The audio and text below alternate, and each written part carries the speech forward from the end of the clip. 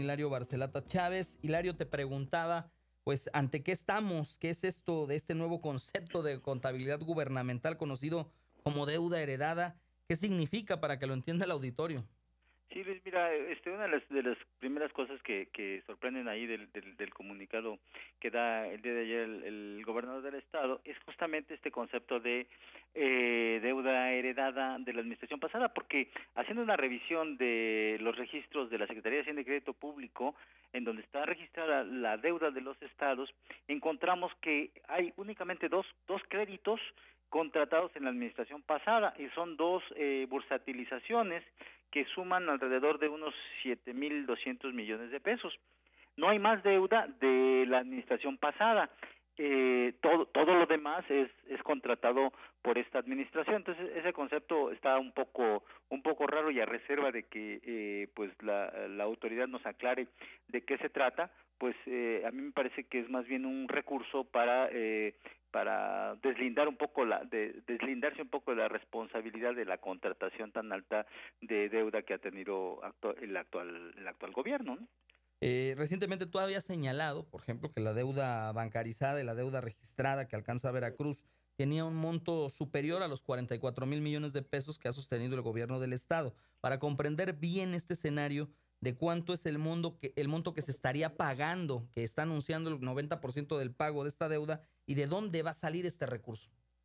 Mira, cuando yo creo que cuando se refiere al 90% de la deuda, pues se debe referir a la que está registrada y que la misma autoridad ha reconocido, que es de 44,000 millones. Sabemos que hay más deuda por los pasivos de los organismos públicos descentralizados y otros adeudos que ya se han señalado en otro momento. Entonces estaríamos hablando de unos 38,000 millones de pesos que se pretende pagar.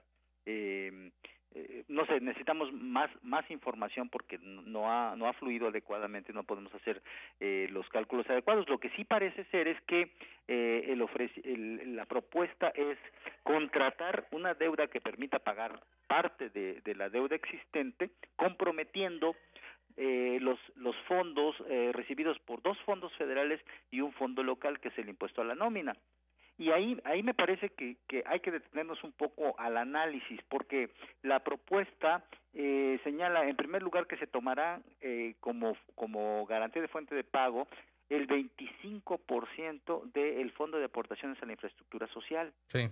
La Ley de Coordinación Fiscal establece que ese fondo se utilizará exclusivamente para obras de infraestructura en zonas de alta marginación y de pobreza extrema. No se Para puede allá voy, utilizar. Hilario, precisamente en esto que estás refiriendo.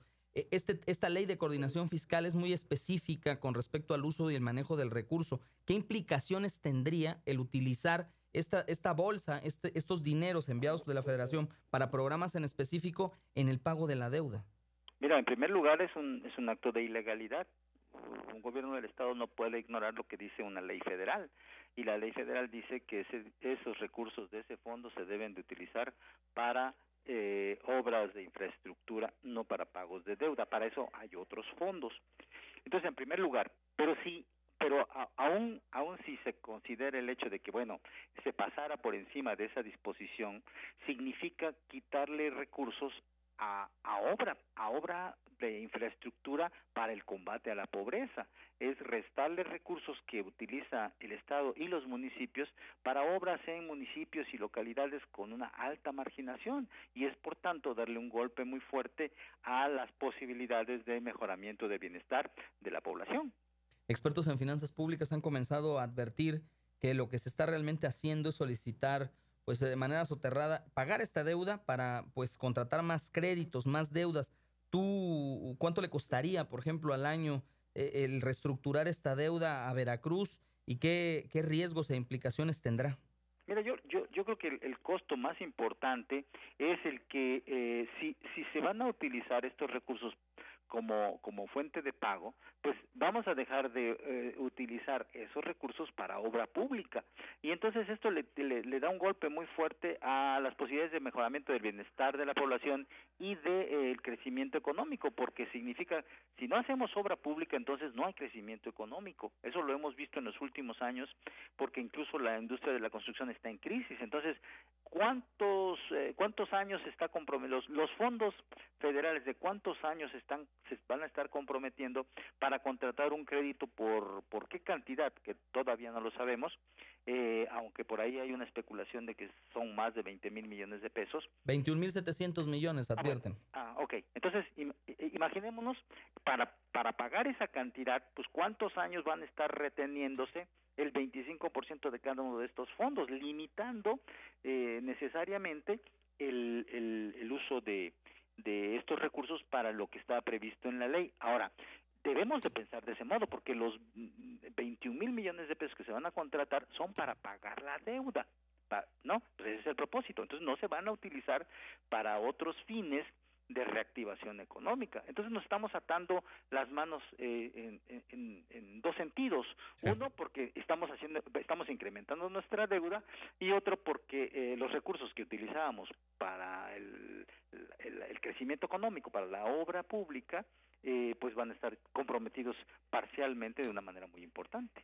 Pues te agradezco, Hilario Barcelata Chávez, investigador, catedrático y responsable del Observatorio de las Finanzas Públicas de la Universidad Veracruzana, por platicar con el auditorio de En Contacto y darle luz con respecto a este tema, que es para muchos complicado entenderlo bien, porque pues precisamente entramos a una materia que tiene que ver con los números y la economía, y a veces algunos ahí luego dicen que no le saben y no le entienden. Gracias, Hilario. Un gusto estar contigo, Luis. Igualmente.